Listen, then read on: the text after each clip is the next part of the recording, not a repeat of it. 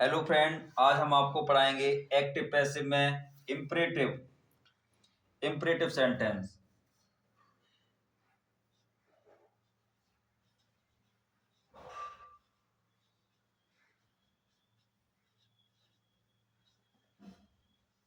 देखते हैं कोई भी इम्परेटिव सेंटेंस वाक्य को हम कैसे बनाएंगे। बहुत ही आसानी से हम सिखाएंगे, आप एक ही बार में इसको सीख सकते हैं। सबसे पहले हम आपको दिखाएंगे इम्परेटिव सेंटेंस को लिखने का फार्मूला कैसे बनाते हैं। सबसे पहले लेट लगाते हैं वाक्य में, उसके बाद ऑब्जेक्ट, उसके बाद बी, फिर लास्ट में मेन वर्ब की थर्ड फॉर्म। कोई भी एक्टिव पैसिव हमेशा एक्टिव वर्ब की थर्ड फॉर्म लगती है।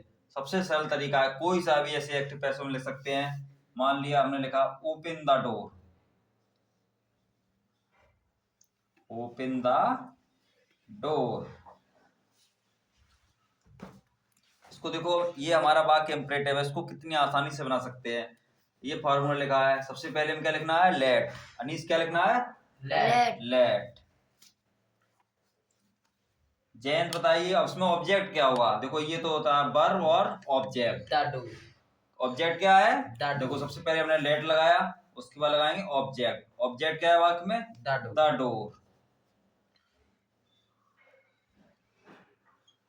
उसके बाद क्या लिखा है अपना, बी। सबसे पहले लगाएंगे लेट, उसके बाद लगाएंगे ऑब्जेक्ट, फिर क्या लिखेंगे, बी। फिर लिखा है मेन वर्ब की थर्ड फॉर्म, तो ओपन की थर्ड फॉर्म ओपन। हम लोग देख सकते हैं कितनी आसानी से सीख सकते हैं, इसमें ना तो कोई दिक्कत है, बहुत ही आसानी से सीख सकते हैं। जैसे हम दूसरा बता रहे हैं इसी टाइप से आप लोग बना के तुरंत दिखाएंगे। जैसे ओपन द डोर, सबसे पहले लेट लिखेंगे, उसके बाद ऑब्जेक्ट द डोर, फिर बी ओपन। इस फार्मूले से आप किसी भी प्रकार का इम्परेटिव सेंटेंस को बहुत ही आसानी से बना सकते हैं। दोबारा देखते हैं दूसरा, पोस्ट दिस लेटर।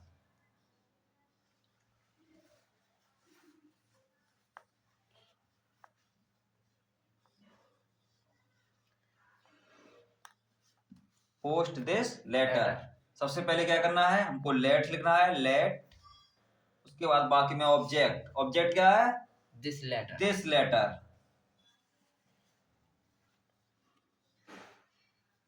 अनीस बताइए इसके बाद क्या आएगा, लेट लगा दिया, ऑब्जेक्ट लगा दिया, इसके बाद क्या आएगा, बी। उसके बाद अभिनव क्या आता है, मेन वर्ब की थर्ड फॉर्म, पोस्ट की थर्ड फॉर्म पोस्टेड। सबसे पहले देखते हैं, लेट लगाते हैं, उसके बाद ऑब्जेक्ट दिस लेटर, फिर बी पोस्टेड। अब हम लोग देखेंगे अलग तरीके से। अगर किसी वाक्य में प्लीज, अगर हमारे इंपरेटिव वाक्य में कब किसी में प्लीज या भाव प्रकट किया हो किसी भी प्रकार का, तो कैसे बनाते हैं। ऐसे कोई एक टेंस लिख लिया, कभी कभी इंपरेटिव सेंटेंस में प्लीज लग के आता है, please go to school.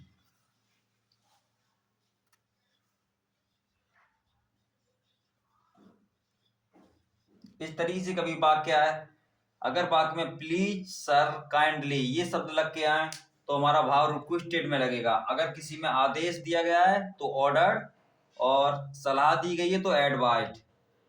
Please के स्थान पर हम सब्जेक्ट लगाते हैं, ध्यान रखेंगे हमेशा। लिख के दिखा रहे हैं, इसमें रूल था, एक तो ये है लेट। दूसरा रूल, अगर कोई भाव दिया गया है, प्लीज आए तो हम लगाएंगे हमेशा रिक्वेस्टेड। तो सब्जेक्ट के लिए लगाते हैं यू आर रिक्वेस्टेड टू।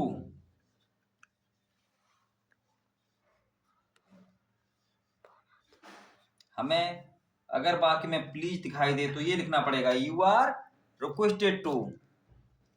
अगर यहीं पर सलाह दी होती तो यू आर एडवाइज्ड टू।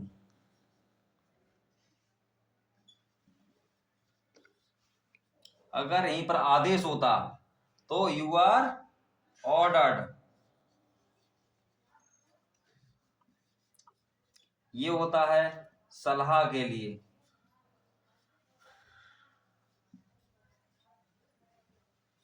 ये होता है आदेश।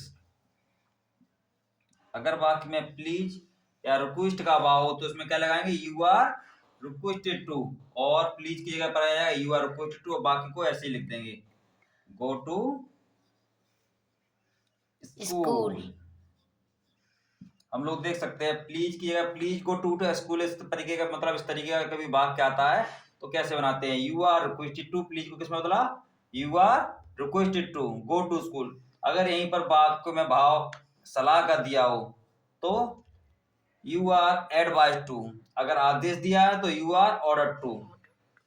हम दोनों तरीके से बना सकते हैं। अगर इस तरीके का कभी वाक्य आ रहा है प्लीज गो टू स्कूल तो कैसे बनाएंगे, यू आर रिक्वेस्टेड टू, ये आ गया प्लीज की जगह पर, वाक्य को वैसे ही लिख सकते हैं। अब नेक्स्ट वाक्य हम लिख के दिखा रहे हैं,